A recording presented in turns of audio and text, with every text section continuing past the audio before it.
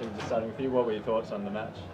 Yeah, there's disappointment there. I think we're probably pressured into playing out of our systems, which that proved in that first half that it's costly. Look, I think the way that game finished, we showed a lot of grit, and that's the character of this team. That we certainly dig our heels in. We never take a backward step, and I think, as I said, that was pretty evident in that last quarter of the game. Yeah, at half-time, you're only 8 points down. What was your main message there? Yeah, I think it was just key basic points there, and our discipline I think was hurting us. We're going back-to-back penalties again, which is it's been a little bit of a trend of ours, which we'll fix that, but that can only be fixed with experience, and we've got to learn some harsh lessons out of tonight's game. Yeah. That was a second string Crusader side, but still oozing talent and class. What did you make of that? Yeah, I don't think some of their players would like it to be called second stringers, because some of them are regular starters week in, week out. So, and we knew what we're up against, and I think we played quite well.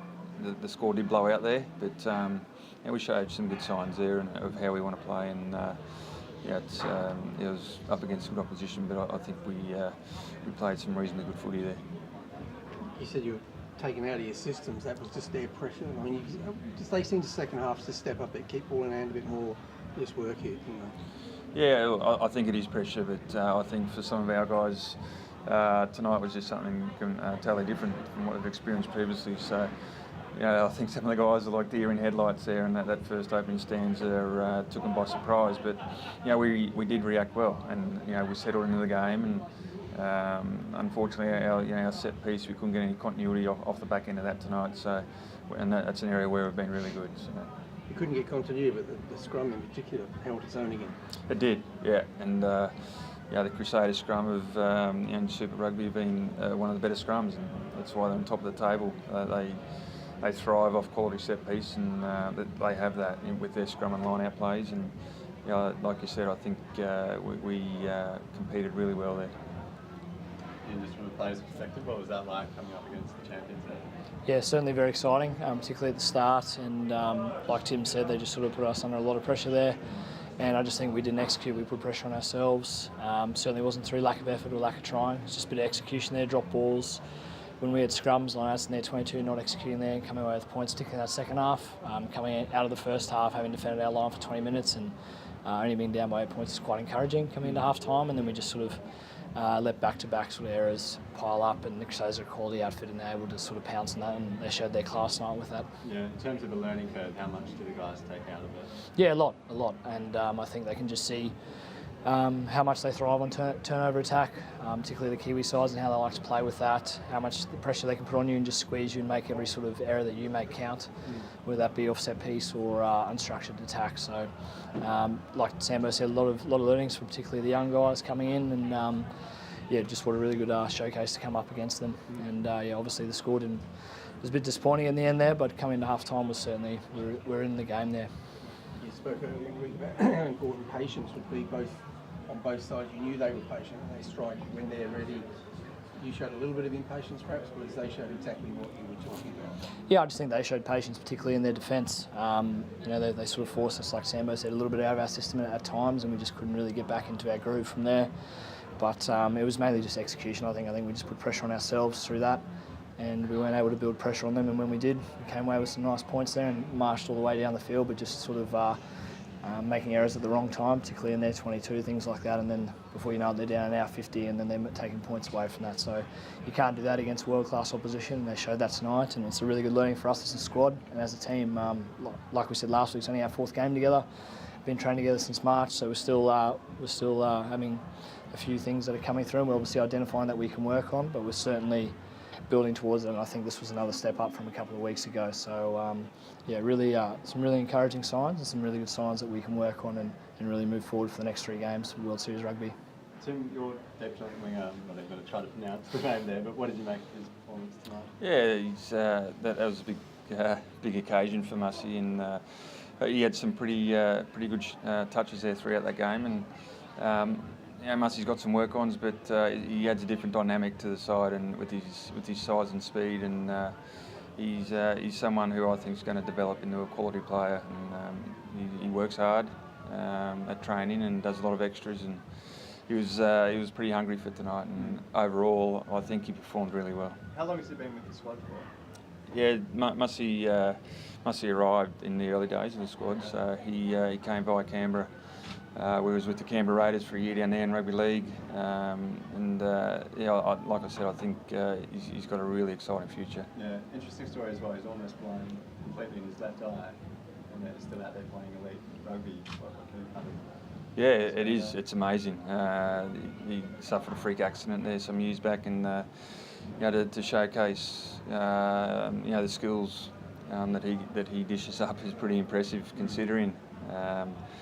He's very popular amongst the squad, and I think in fairness tonight he was one of the better players. Yeah. Catching high balls, how does he judge everything? Because normally you kind of need 2 eyes to judge different angles. I think it's just something he's obviously gotten used to over the years, and you wouldn't know looking at how he plays. So he's a breath of fresh air for us. Yeah.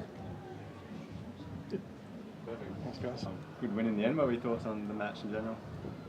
Look, it was a great fight. It was hotly contested and it was physical, and we just thought maybe our fitness and that we played a lot of high-level rugby in the last 6 months might have got us through, and because the Western Force obviously haven't had that many games at that level, so and it happened that way. They fell off a few tackles in the end, but like courageous, tough. Awesome spectacle, the energy that we got from the crowd, a great stadium to play in front of, so we're really honoured and privileged to come over and play here. Yeah, the first ever power try as well. First ever power try, we talked about that, and it was the first one in the first few minutes, so we'll take that and get on the honours board, hopefully. What do you think of the concept in general as the power try, 7-point try? Yeah, when the green light come on, it makes a bit of interest. It's got a bit of legs, I think, and it's a great opportunity for our game and excitement. Yeah, and World Series rugby in general? I think this concept is great, like it is early. They've got to find a way to keep rugby here in the WA. We saw the amount of people that turned up and how passionate they were. When obviously there was a little bit of turmoil happened and the decision was being made, so for them to stay alive, you've got to give it to Andrew Forrest. Twiggy just come in, we presented him with the jersey, and thanks for you getting us over here and having this opportunity. So he's done a great thing, a great man. Well, great men always step up when needed, and he has. And rugby's really strong here still, and it's a great concept. Yeah, obviously, you guys have enjoyed so much success in Super Rugby, but what do you think about the future of the competition? There's a lot of people wondering whether we can go. Yeah, look, I get that question asked pretty much every time the media stand in front of me, and it's hard for me to comment. From a coaching perspective, I'd like to be a little bit more controversial and say what I think. I've got a few ideas about it, but really, I can't. Yeah. So I don't know if that's answered your question. So what I think about it, there's going to be change. What it is, I'm not sure. Do you miss the Force? Yeah, look, it's always a good stop off because we always did it on the way home from South Africa, and it sort of worked. And the crowd, the stadium's one of the best stadiums to play in front of, and yeah, we do miss him on the night. It's I think just because he's such a strong grassroots community of rugby here that I didn't really realise until I'd been driving around all the beaches and seeing all the rugby clubs on the way for a surf, and how passionate people are, and that they were coming to this game, and also the Western, the West Coast Eagles game as well, so that they're passionate footy supporters. You spoke earlier in the week about how you'd like to see this club perhaps get back into a competition, no matter what the format is, and being here would help spark that. Having seen that, does that add to that? Yeah, absolutely. Look, they played some good footy, and obviously the quality of their players is real key for them, and they've got a good little bit of depth, and we'll have to improve if they come back into super footy, but they showed enough experience and grit and want, and I think more importantly the fans turned up and support them just as much as hard as they played. You guys are really well placed in terms of Super Rugby this year. What are your goals for the rest of the season? I think it's pretty clear.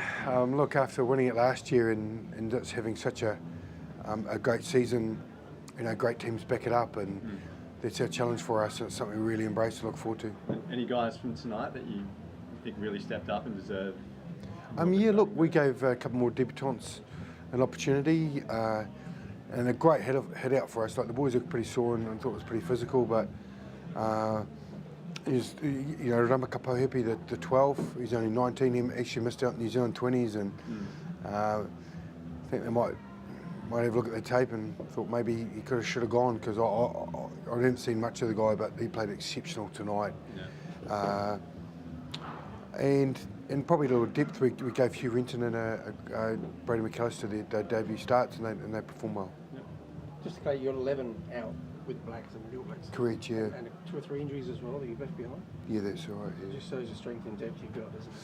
Yeah, look, our strength and depth in our academy in the Crusaders is the strongest in the country.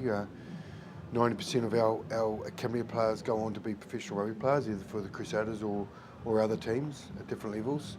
So our system and structure is really strong, talent ID, and we work hard as a whole organisation to make sure that we prepare our guys to be successful, and something we're really proud of. And there's a couple more opportunities tonight, so we play our young fellas and we set them up. The old guys take real pride, well, the more experienced guys take real pride for them to perform. So more games like this will be good for us, the Crusaders and the Force. Bit of a random question, but if you took the team from tonight and they played in Super Rugby, how do you think that'd go? Like missing all of your All Blacks. Who are we and playing? Everyone else. Like where do you think you'd come on the table? Well, would be pretty handy. It Yeah, depends who we're playing and what structure. Like obviously you got Kieran Reid and Sam Whitelock in the top 5, not there as well. So I know we'd push a few teams. I think it depends on the context of the week and the structure, but it's a pretty healthy team. There's 17 super players in that team and 4 All Blacks, so that gives you a bit of a perspective on it. Yeah. Thanks, mate. Cheers, Thanks, Nick. mate.